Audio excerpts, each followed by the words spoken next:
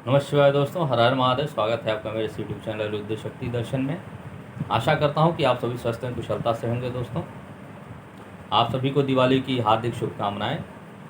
माँ महालक्ष्मी और गणपति महाराज आप सब पे अपनी कृपा दृष्टि बनाए रखें। आप सभी को दीर्घायु करें, आप सबको यश, कीर्ति, धन, वैभव, सुख, संपत्ति सभी कुछ प्रदान करें। दोस्तों, तो इसी के साथ माँ महालक्ष्मी और गणपति जी का नाम लेते हुए मैं ये दिवाली की अपनी वीडियो प्रारंभ करता हूँ।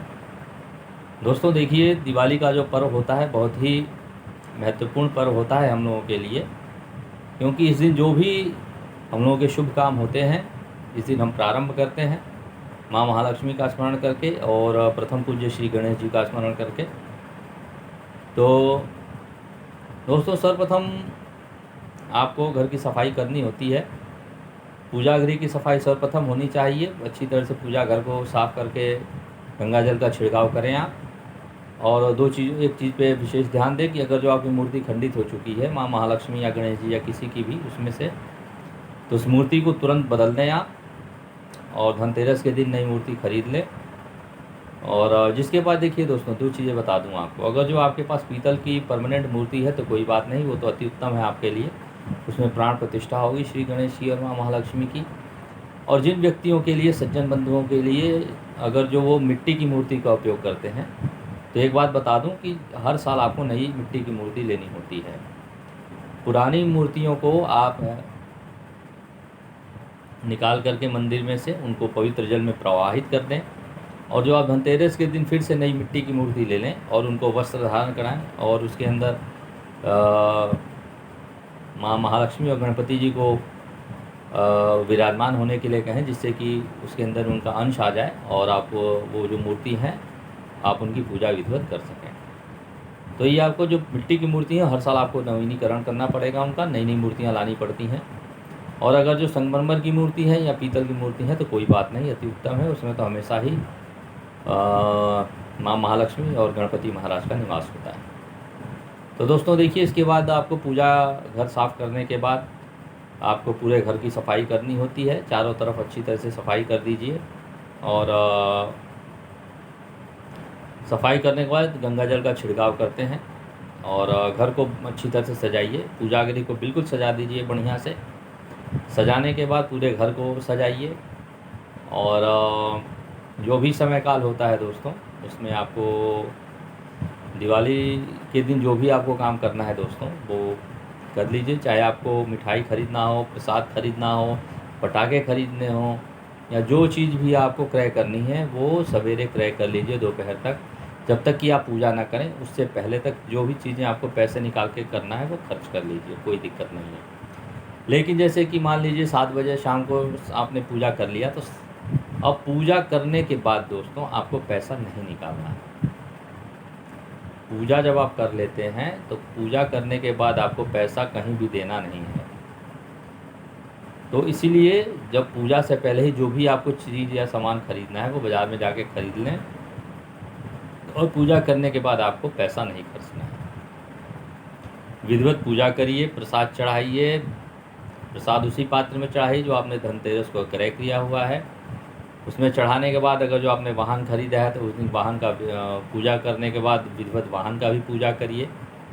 और पूजा करने के बाद आरती करिए। आरती करने में देखिए दोस्तों, घंटी और शंख का विशेष महत्व होता है। वो घंटी शंख है, जब आप आरती करते हैं तो घंटी बजती रहनी चाहिए और आरती करने के बाद शंखनाद जरूर होना चाहिए। हवन कर सकते हैं आप।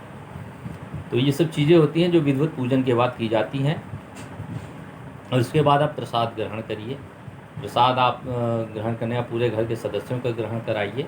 और पूजन करने के बाद दोस्तों जो भी आपसे बड़े हैं उनका चरण स्पर्श आपको करना होता है और उनका आशीर्वाद लेना होता है। ये इसी पूजा में नहीं है दोस्तों, किसी भी कोई भी आप धार्मिक अनुष्ठान कर लेते हैं, याद रखिएगा मेरी बात, कोई भी आप अपने घर में धार्मिक अनुष्ठान करते हैं तो उस धार्मिक अनुष्ठान को करने के बाद, देवताओं के आशीर्वाद लेने के बाद, आपसे जो भी बड़े लोग हैं घर में उनका आपको चरण स्पर्श करके उनका आशीर्वाद लेना अति आवश्यक होता है।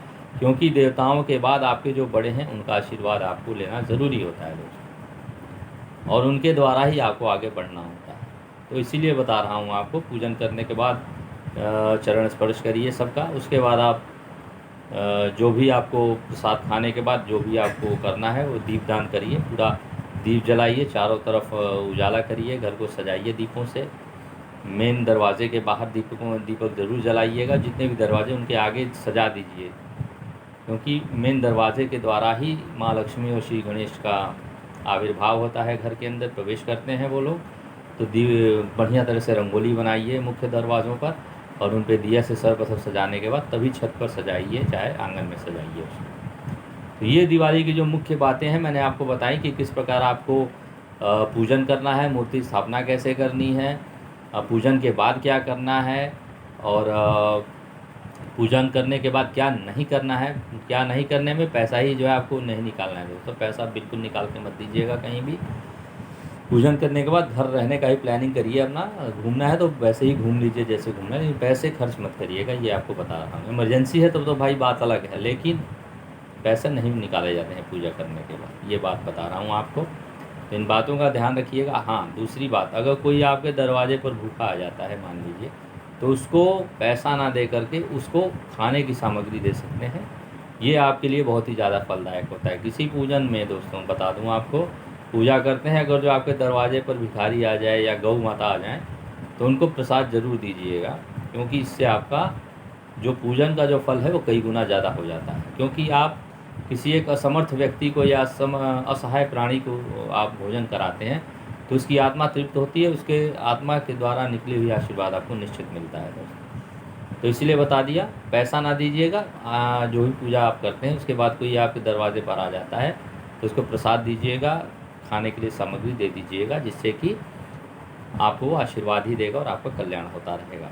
तो ये दिवाली की विधिवत बने में आपको बता दिया कि क्या करना है दिवाली में, क्या नहीं करना है।